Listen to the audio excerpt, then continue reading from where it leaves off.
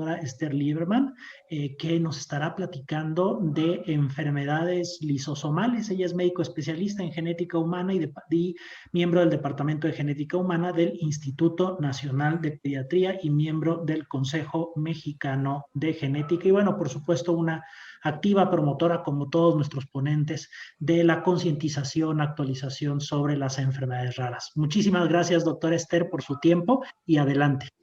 Es un placer. Nada más para cuestiones técnicas, no sé si todos ya están viendo la pantalla y si se me oye bien. Sí, todo bien. Magnífico, muy bien. Bueno, pues un placer estar con ustedes en el marco del Día Mundial de las Enfermedades Raras. Para mí es un placer estar participando en este simposio organizado por el doctor Martínez Dunker y el doctor Cruz Muñoz. Muy agradecida. Hay muchas actividades académicas y científicas en torno a las enfermedades raras, así es que para mí es maravilloso cómo es una sinergia, es como una bola de nieve que crece y crece y crece y cada vez nos sumamos más al movimiento. Pues lo que yo quiero hacer con ustedes es repasar algunos conceptos de las enfermedades lisosomales. Prácticamente es imposible hablar de las enfermedades raras sin tocar a las enfermedades lisosomales. Entonces les agradezco a los organizadores la oportunidad de hacer esto. Entonces, yo creo que vamos a empezar con una ficha técnica, ¿no? Primero hay que ver esta diapositiva como algo situacional. ¿Qué son las enfermedades lisosomales? De entrada es importante recordar que es un grupo muy amplio de padecimientos, es un grupo muy heterogéneo, pero que de alguna manera podemos integrarlo en un abordaje grupal, que eso es también mandatorio. Como vamos a ver de manera progresiva, cuando hablamos de una enfermedad lisosomal, prácticamente pensamos que hay una deficiencia de una enzima o de un receptor o de un transportador, pero prácticamente cuando hablamos de una enfermedad lisosomal estamos hablando de manera genérica de una deficiencia enzimática. Lo que provoca esta deficiencia enzimática sería el acúmulo progresivo de un sustrato específico que debería de degradarse de manera habitual a nivel lisosomal y no lo hace. Y que de manera secundaria este acúmulo va a provocar un daño celular y un daño tisular crónico. Es importante recordar que las enfermedades lisosomales no son enfermedades raras. ¿Cómo, doctora? Pues no que sí, no, son enfermedades ultra raras, es decir, tienen una prevalencia muy baja. Recordando la definición que una enfermedad rara, por ejemplo, para la OMS, es menos de 5 individuos por 10,000 habitantes, que más o menos es la que nosotros tomamos en cuenta. Entonces, una enfermedad rara anda por ahí de 1 en 2,000 individuos, que para un genetista, pues eso es frecuentísimo. En realidad, los genetistas estamos familiarizados con las enfermedades de prevalencia bajísima, que se denominan ultra rara. Cada una de las enfermedades lisosomales son muy poco frecuentes, pero si los tomamos como grupo, y de ahí la importancia que todos estemos sensibilizados en el diagnóstico oportuno, como grupo resulta que tienen una prevalencia pues bastante alta. Entonces, esto es importante recordar que el grupo es altamente prevalente. Tienen herencia mendeliana, la mayoría tienen herencia autosómica recesiva. Hay 2 ejemplos de ligada al X que posteriormente lo vamos a tomar, pero también es importante recordar esto porque esto nos va a servir de búsqueda intencionada en aquellos familiares afectados de nuestros pacientes, reconociendo cuáles son los mecanismos de herencia involucrados. Este punto también es súper importante en el contexto de las enfermedades lisosomales. Generalmente son lentamente progresivas, pero son multisistémicas. Entonces, de alguna manera tenemos que estar alerta con las manifestaciones incipientes. El cuadro clínico no se va a manifestar en su totalidad de manera temprana y tenemos que estar alerta de cuáles son estos datos incipientes para diagnosticarlos a tiempo, pero también es muy importante recordar que las manifestaciones van a presentarse en cualquier órgano. Por lo tanto, tenemos que estar alerta, no importa cuál sea la especialidad o rama de la medicina que ejercemos. Muchas tienen manifestaciones neurológicas y por lo tanto tienen un mal pronóstico para la función y la vida, porque además, lo voy a decir de una vez aquí, la terapéutica implementada en algunas de estas enfermedades, como sería el reemplazo enzimático, las moléculas del reemplazo enzimático no atraviesan la barrera hematoencefálica. Entonces, aquellas enfermedades neurológicas, lisosomales, aún con tratamiento, no van a tener una respuesta adecuada a esta desde el punto de vista neurológico. Es importante también recordar que, así como otras enfermedades raras, las enfermedades lisosomales se presentan hasta en un 50% dentro de la infancia, pero algunas, como vamos a ver más adelante, también se presentan en la adolescencia o en la adultez, es decir, la infancia, la etapa pediátrica no es privativa para el diagnóstico de estas enfermedades y en general tienen mal pronóstico para la vida y la función, pero la terapéutica correcta, la terapéutica integrativa puede mejorar en mucho el pronóstico, como vamos a ver algún ejemplo posterior. Entonces, esta sería como la ficha técnica para dar inicio. Ok.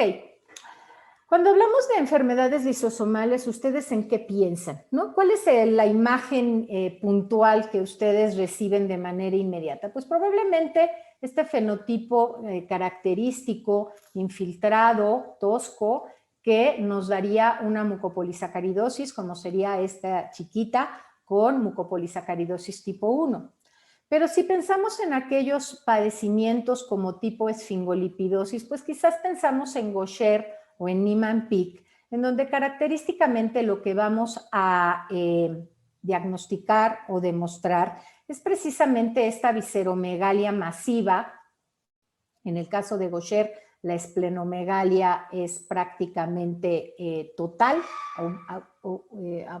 prácticamente abarca todo el abdomen, el vaso, o también, diríamos, como ejemplo, el Niemann-Pick, en donde quizás lo más sobresaliente sería la hepatomegalia que tiene el paciente. Fíjense cómo, a diferencia de la mucopolisacaridosis, en la enfermedad de Gaucher y en la enfermedad de Niemann-Pick, la carita está asintomática, está libre de estos sustratos no digeridos. Entonces es importante pensar que no todos los órganos se van a afectar en todas las enfermedades lisosomales.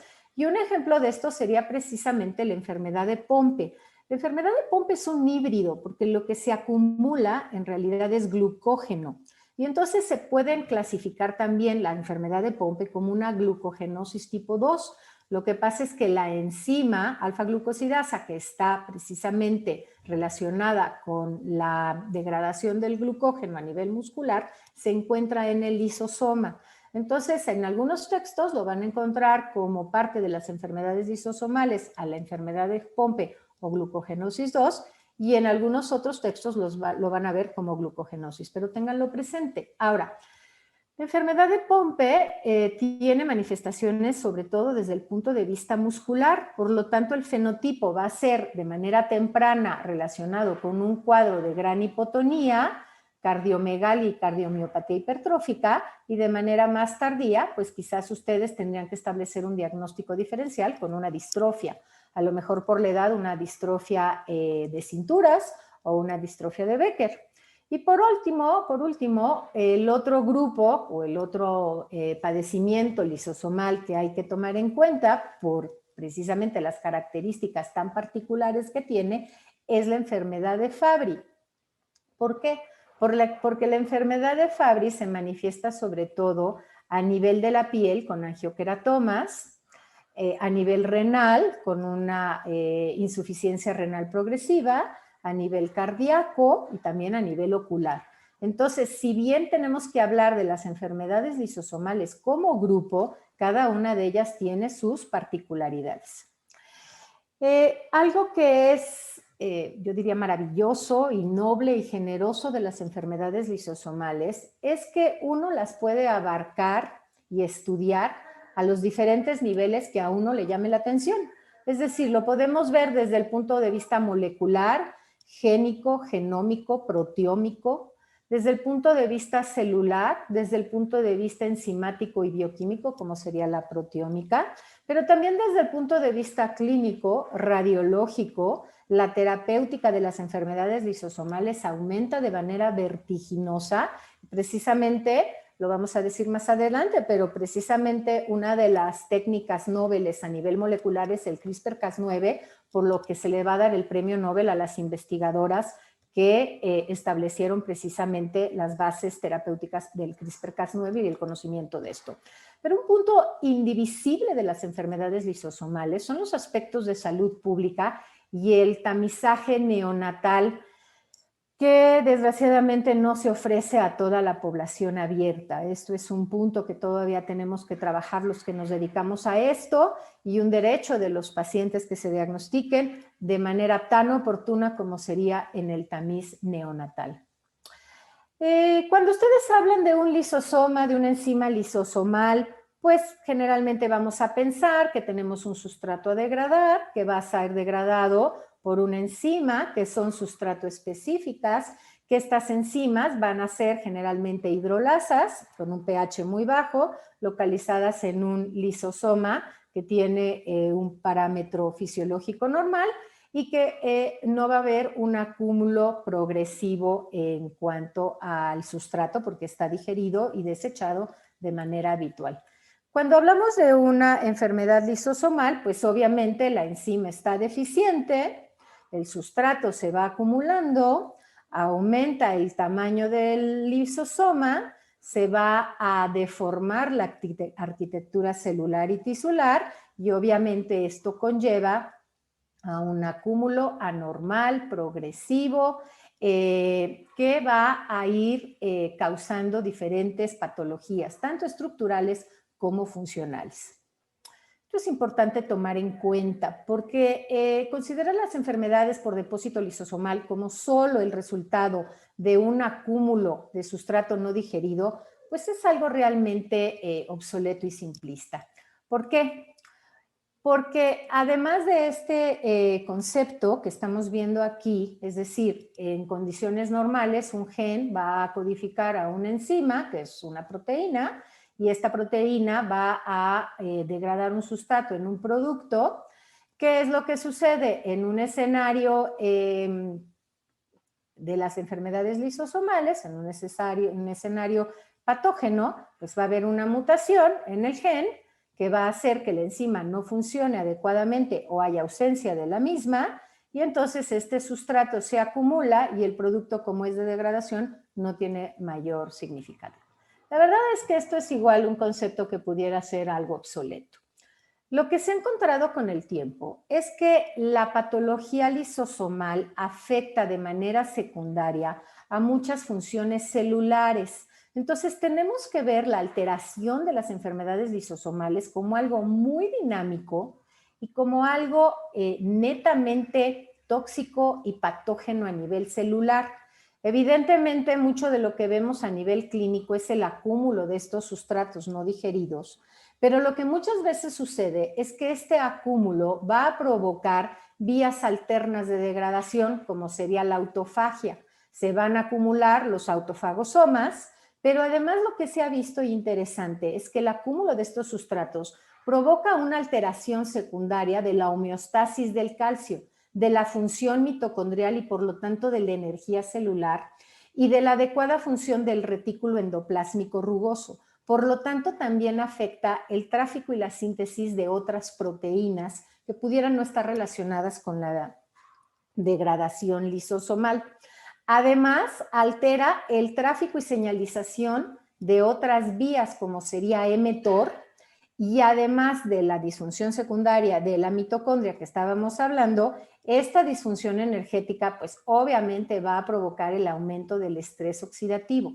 Esto es importante tomarlo en cuenta, sobre todo cuando hablamos de la terapéutica, porque la terapéutica de los pacientes no nada más debe de estar encaminado a eliminar el sustrato de los pacientes que se acumula de manera progresiva, sino obviamente tomar en cuenta que hay otras funciones celulares que están alteradas precisamente en estas enfermedades. Y otro concepto también importante es que las enfermedades lisosomales no están solas en sí en el mundo de la patología proteómica, por decirlo así. En realidad lo que se ha visto es que todas estas enfermedades y todas las alteraciones metabólicas están interconectadas entre sí y entonces podríamos hablar de una red de señalización en donde vamos a tener pues a lo mejor la patología de los carbohidratos y la patología de los lisosomas y la patología de los peroxisomas y de las pirimidinas y de la energía y de los neurotransmisores. Entonces, en realidad se va haciendo una complejidad celular, tisular y corporal relacionada con estas enfermedades. Cuando hablamos de la clasificación es relativamente simple, es muy fácil, porque dependiendo del sustrato que se acumula, es el grupo al que pertenece la enfermedad. Entonces, si hablamos de las esfingolipidosis, pues quiere decir que se acumulan los esfingolípidos.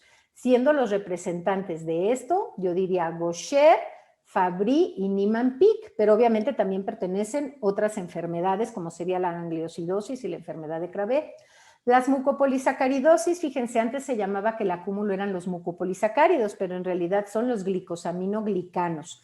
Y el prototipo sería la enfermedad de Hunter. Ya hablamos de la enfermedad de las glucogenosis, pero si se acumulan los mucolípidos, tendríamos que hablar de la enfermedad de células sí o pseudo-Horler. Cuando se acumulan los oligosacáridos, serían las oligosacaridosis, como serían la manosidosis y la fucosidosis, y habría otras enfermedades lisosomales como las lipofuscinosis, las deficiencias múltiples de sulfatasas y la enfermedad de Danon. Esta diapositiva lo único que quiero compartir es que en la vía metabólica de estas enfermedades vamos a tener como una cadena en donde puede haber esta deficiencia enzimática. Por lo tanto, muchas de las manifestaciones van a ser comunes como grupo. A lo mejor, si me dicen las esfingolipidosis, ¿en qué pienso? Pues primero pienso en visceromegalia, por principio de cuentas. Después pienso en algunas alteraciones a nivel ocular, como mancha rojo cereza, y en otras alteraciones a nivel neurológico, que van desde discapacidad intelectual hasta demencia. Entonces, es importante tomar en cuenta que sí se parecen y a veces, sobre todo en las formas incipientes, no es tan fácil diferenciar una de la otra. Por eso tenemos que estar muy alerta de los diagnósticos diferenciales de la misma. Esta es una diapositiva modificada del doctor Luis Figuera que atentamente me hizo favor de prestarme y en realidad lo que va es cuál es la enfermedad por depósito lisosomal y cuál es la enfermedad deficiente. Algunas pues son muy fáciles de acordarnos, aunque el nombre pudiera ser complicado porque la aspartilglucosaminuria pues está relacionada con la deficiencia de la aspartilglucosaminidasa, pero a lo mejor hay algunas enfermedades en donde no necesariamente el nombre de la enfermedad va relacionada con la deficiencia de la enzima, como sería la enfermedad de Gaucher, cuando la deficiencia es de la enzima beta-glucosidasa. Y bueno, así otros ejemplos que por obviedad de tiempo pues no podemos tomar con más profundidad. Cuando abordamos una enfermedad lisosomal tenemos que tener en cuenta tener una cierta metodología. Son hereditarias, son genéticas, siguen formas de herencia mendeliana, por lo tanto los antecedentes familiares son mandatorios de tomarlos en cuenta. ¿Cuál es la evolución del padecimiento y en el momento en el que estamos incidiendo de la evolución? ¿Es una evolución temprana? ¿Es una evolución tardía? ¿Cuál es el momento en el que inician los síntomas? ¿Y cuál es la intervención que nosotros vamos a tener dependiendo de en qué momento se está presentando la enfermedad? Si es una forma atenuada o grave, pero también hay que tener en cuenta que las formas leves, que pudieran ser leves porque quizás se manifiestan de manera más tardía, a fin de cuentas no se quedan tan leves, a fin de cuentas representan una situación de morbimortalidad para el paciente y hay que tomarlo en cuenta. Esto, señores, es la piedra angular del abordaje de las enfermedades lisosomales. Entre mejor y más temprano es el diagnóstico, más oportuno y mejor va a ser el pronóstico para poder aplicar de manera exitosa el tratamiento, que puede ser sintomático o específico. Obviamente son enfermedades sujetas a asesoramiento genético. No se puede tener una enfermedad lisosomal y no proporcionarle asesoramiento genético. El asesoramiento genético, señores, no es decirle a la mamá, no te vuelvas a embarazar porque se vuelve a repetir. Eso es algo simplista y además es iatrogenia. Evidentemente el diagnóstico prenatal, el diagnóstico preconcepcional y el diagnóstico poblacional, como sería el diagnóstico por tamizaje neonatal.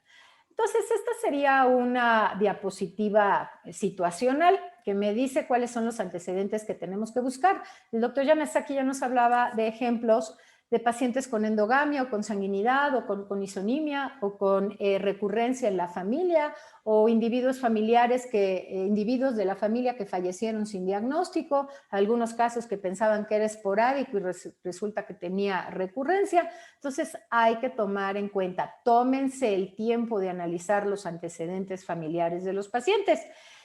Y tomar en cuenta que hay 2 enfermedades ligadas al X con las enfermedades lisosomales. Todas las demás son recesivas. Por favor, los invito a que ustedes repasen por su cuenta las características de las enfermedades autosómicas recesivas.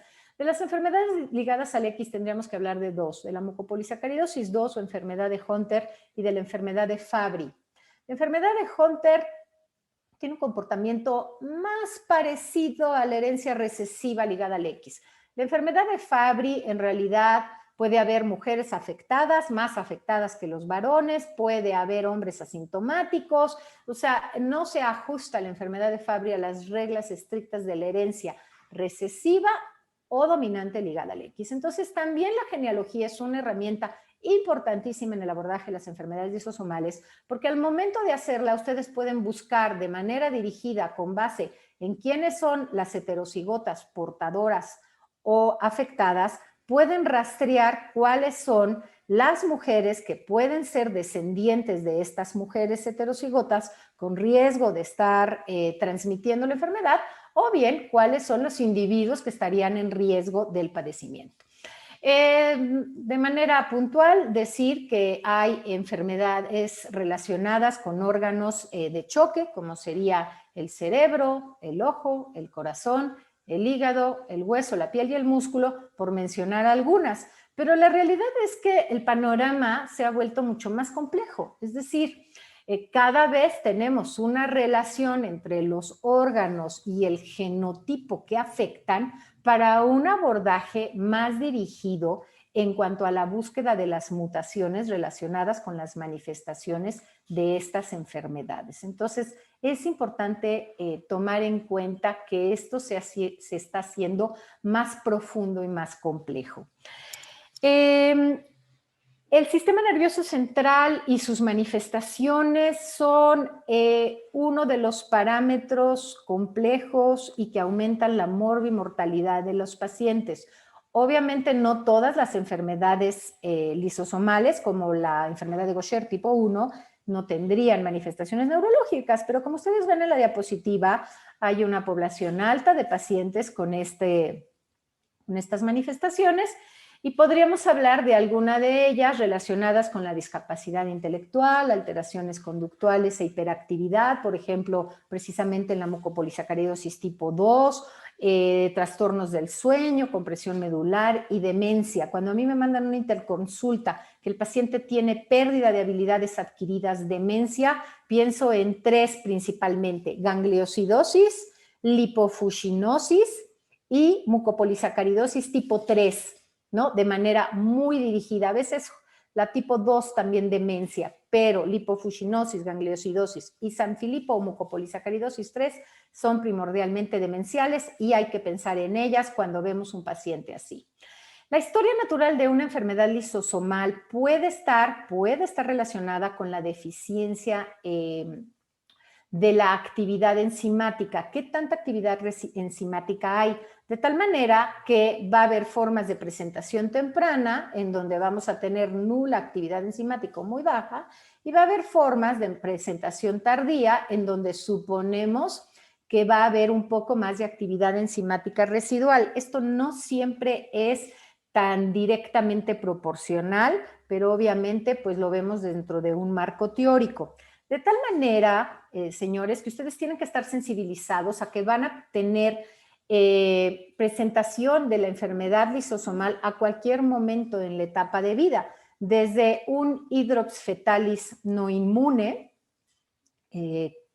por ejemplo, una Niemann-Pick también tiene, SLY, mucopolisacaridosis tipo 7, una forma neonatal, por ejemplo, precisamente la mucopolisacaridosis 7 o SLY es la única de las mucopolisacaridosis con una presentación neonatal o prenatal que tiene precisamente estas hernias masivas y un fenotipo facial característico. Realmente la etapa más significativa en el diagnóstico oportuno de las enfermedades lisosomales, pues es la infancia, pero muy importante recordar que puede haber individuos que se manifiesten en la infancia y se lleguen a manifestar hasta en la adultez. Entonces hay que estar alerta para la presentación de estas enfermedades. Esta diapositiva que generosamente me compartieron compañeros de Jensen y Biomarín, lo que nos dice es que son lentamente progresivas. Pero la enseñanza de esta diapositiva es que no es posible que nos tardemos en diagnosticar estos pacientes cuando estén en las etapas más tardías de la enfermedad, ¿no? Esto nada más es para ejemplificarlo. Ustedes y yo y todo el mundo, toda la población médica, tenemos esta responsabilidad académica y moral y laboral de diagnosticar a los pacientes en etapas incipientes. Esto pues, solo en una charla como esta o en los textos.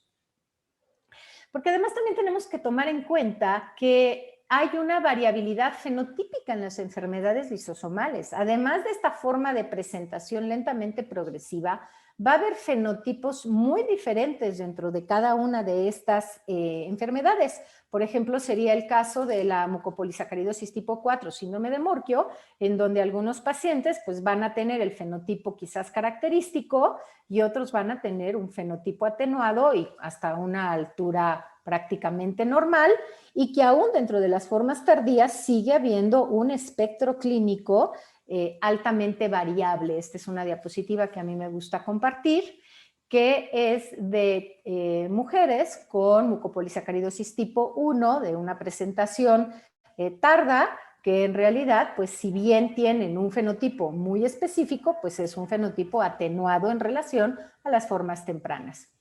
¿Cómo lo diagnostico? Pues evidentemente primero una sospecha clínica. Si no lo sospecho, pues ni siquiera pienso en la enfermedad. Obviamente, en el momento en que lo sospecho, estoy obligado a hacer una genealogía dirigida, sobre todo en aquellas enfermedades lisosomales ligadas al X. Obviamente requieren de un abordaje clínico multidisciplinario y hay que estar alerta porque ustedes no saben cuál va a ser el órgano de choque por el cual se diagnostique. El ojo, el hígado, la piel, el fenotipo facial, el fenotipo esquelético, neurológico, etc. El análisis enzimático es el estándar de oro.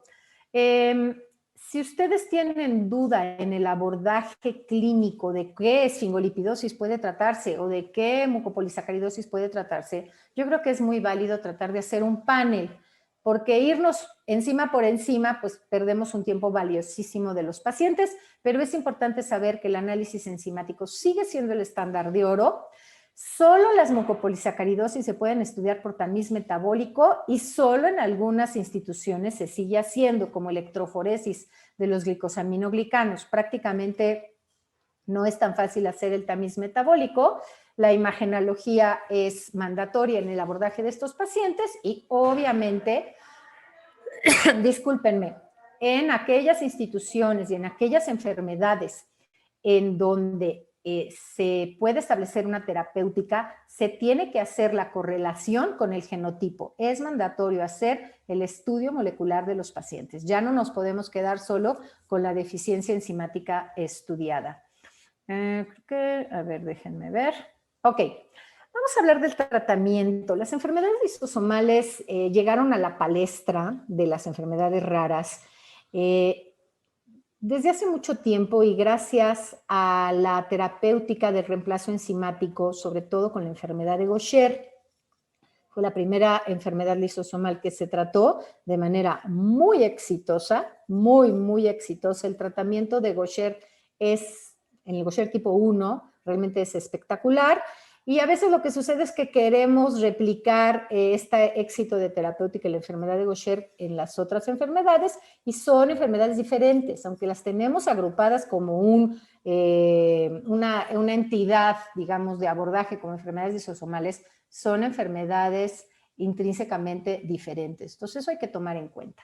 Entonces, por todos es conocido la terapia del reemplazo enzimático, que obviamente nos permite tener de manera exógena la enzima que el paciente tiene deficiente. Tenemos también inhibición de síntesis de sustrato, que a diferencia de la terapia enzimática es por vía oral, es una molécula pequeña, puede atravesar barrera hematoencefálica y es lo que se propone en algunas enfermedades como Gaucher en los adultos. Podemos tener también algunas otras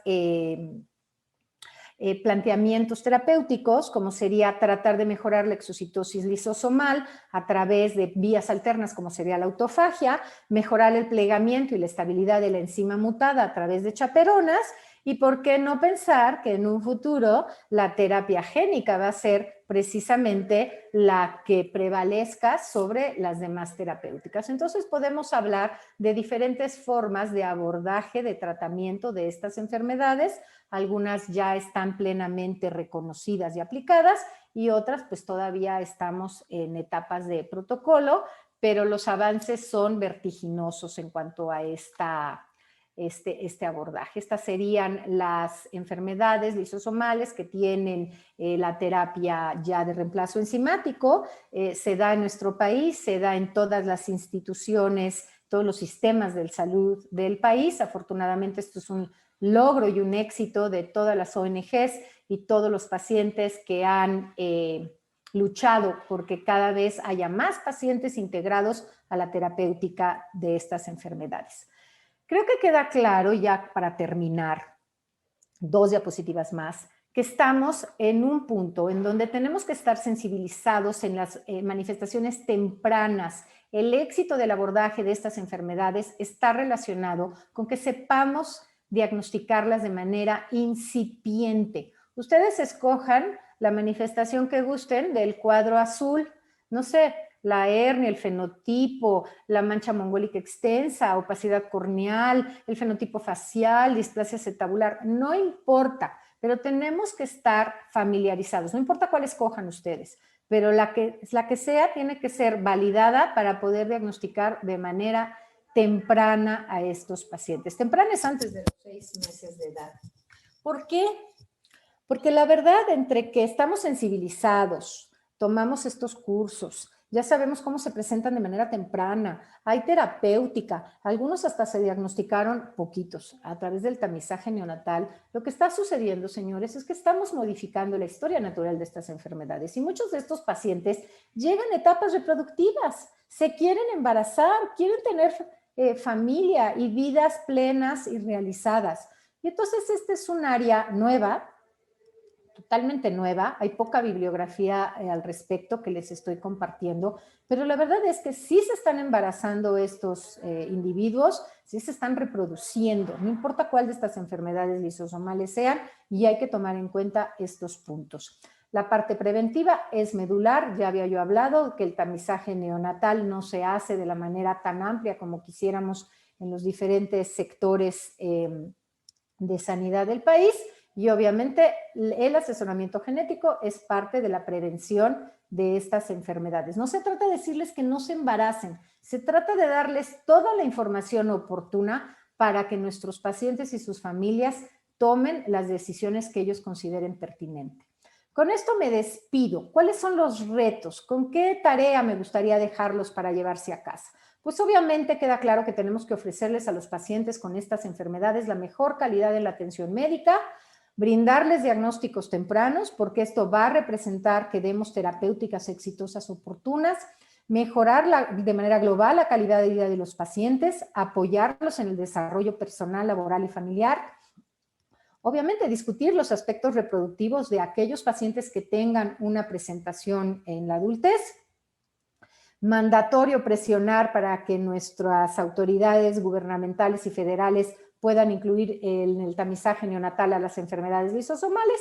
Y un punto que para mí es importante y muy cercano es la atención del paciente adolescente en transición a la medicina adulta. Son como dos territorios totalmente diferentes y tenemos que ayudar a que esta transición no sea difícil para ellos. Con esto acabo la presentación, estoy a sus órdenes y les agradezco la atención. Buenas tardes a todos.